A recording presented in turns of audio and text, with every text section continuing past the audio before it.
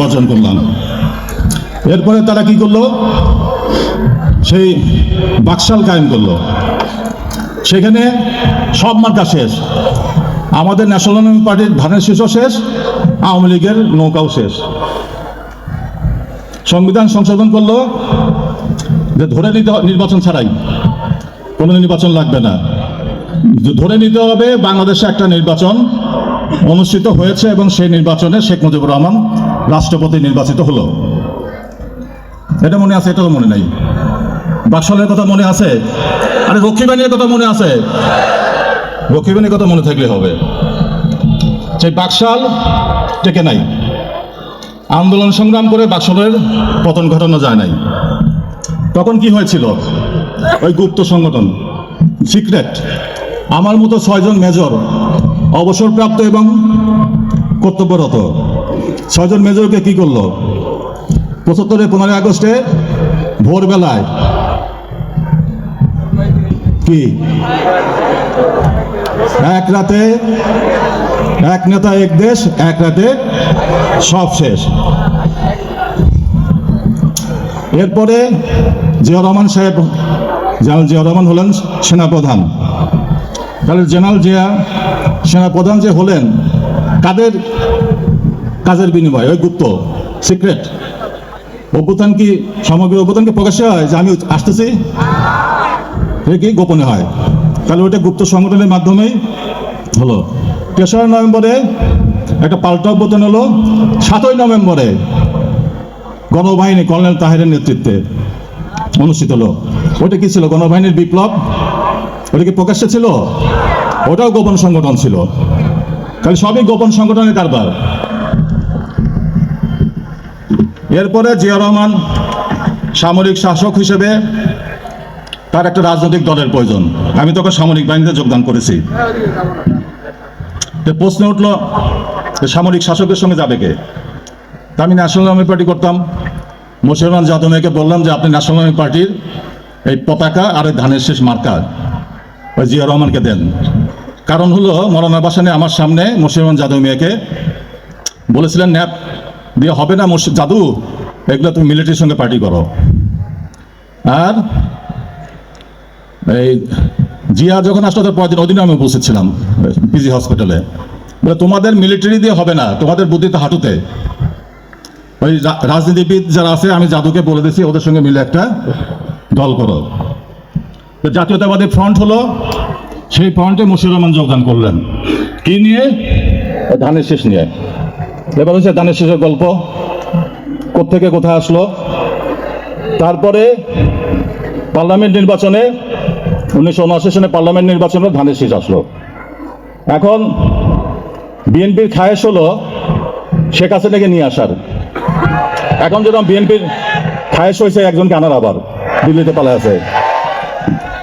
মানে খাল কেটে কুমির আনার উস্তাদ বিএনপি। নিয়ে আসার 100 দিন পরে জিয়া রহমান নিহত হলেন। তারপরে সামরিক শাসন হলো। সামরিক শাসনের পরে 10 বছর পরে তাকে এদের বিরুদ্ধে সংগ্রাম হলো। সেখানেও ত্রিদলীয় ঐক্যজোট ছাড়া কোনো সরকারের পতন হয় নাই। 1979 সালে যে নির্বাচনে প্রধানমন্ত্রী নির্বাচিত করলেন জিয়াউর রহমান, উনি কে ছিলেন তার নাম জানেন? কে বলতে পারে? এই তো। তাহলে রাজনীতি হবে কিভাবে? এই জন্য তো ওইখানে বলে যে এই বক্তৃতা দিয়ে যায়, আপনারা হিসাব মিলাতে পারেন না। শাহজিদুর রহমান ছিলেন প্রধানমন্ত্রী। উনি কি মুক্তিযুদ্ধের পক্ষে শক্তি ছিলেন? উনি জাতিসংঘে পাকিস্তানের পক্ষে ভাষণ দিয়েছিলেন। তিনি হলেন 79 সনের পার্লামেন্টের প্রধানমন্ত্রী। 1991 সনে যে বিএনপি যে ক্ষমতা আসলো, সেটা কার সমর্থনে এসেছিল? এই গোপন যে কয়েকজন, আমরা 3 জন ছিলাম, তার মধ্যে আমিও ছিলাম। জামাত এবং বিএনপিকে সমন্বয় করেন, তারপরে হয় না। তারপর জামাতকে প্রকাশ্যে এসে 10টা ভোট দিয়ে প্রধানমন্ত্রী বানাতে হলো বেগম জিয়াকে। ক্ষমতায় গিয়ে জামাত বাদ, প্রয়োজন নাই। তারপরে 96 সনে ক্ষমতায় আসতে পারে না। তা আমাকে ডেকে বলে যে আপনি জয়েন করেন। আমি এইখানে বোধহয় মাঠে কোথায় জয়েন করেছিলাম, এখানে আমি বৃহত্তর ঐক্যের স্বার্থে আপনারা যদি সম্মতি থাকেন, মনে আছে হাত তুলছিল সবাই, যোগদান করেছিলাম। তারপরে আমি বললাম যে জোট ছাড়া আপনার ক্ষমতায় আসা যাবে না, তখন জোট করলাম। এই মৌলানা মতিউর রহমান নিজামী সাহেবকে নিলাম, আমরা জামাত, সাইকুলাদি সাহেবকে, এরশাদ সাহেবকে, এই ধরনের একটা জোট আমি করেছিলাম। সেই জোট করার কারণে আমাকে বহুত কাফফারা দিতে হয়েছিল, আমাকে জেলে ঢুকিয়েছিল, আমার সম্পদ বিনষ্ট করেছিল। এবং কে করেছিল? যে আবার বিএনপিতে জয়েন করছে 1918-তে, আবার ধানের শীষ নিয়ে আমার সেই প্রতীক নিয়ে আবার সে। তাহলে বিএনপির রাজনীতির কি কোনো স্থিতিশীলতা আছে? 2001-এ আমি ওইখানে আমার নির্বাচন এলাকায় ধানের শীষ নিলাম, এখানে কিসের দাঁড়িপাল্লায়। 2008-এ এখানে দাঁড়িপাল্লায়, ওখানে ধানের শীষ।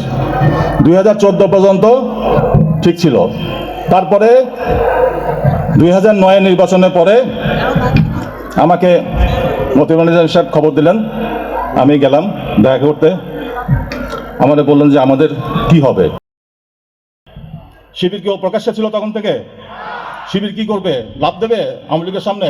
তো শিবিরের কাজ শিবির করেছে, গোপন বলে গুপ্ত করেছে, ঢাকা বিশ্ববিদ্যালয় দখল করে নিয়েছে।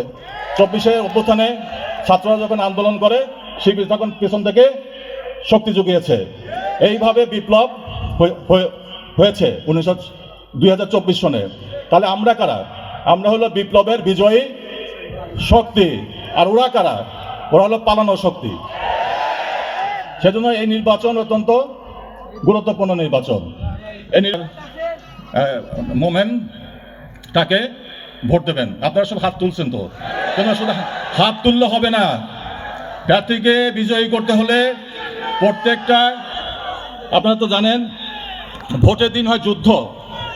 প্রত্যেকটা ভোট সেন্টারকে এক একটা প্রতিরক্ষা বুথ করে তুলতে হবে, যাতে এটা আমার অত্যন্ত, ওনার পিতার সঙ্গে তো আমি রাজনীতি করেছি, উনিও অত্যন্ত ভদ্র অমায়িক, এবং ওনার হাত দিয়ে কখনো কিনা সন্ত্রাস, চাঁদাবাজ এগুলো হবে না।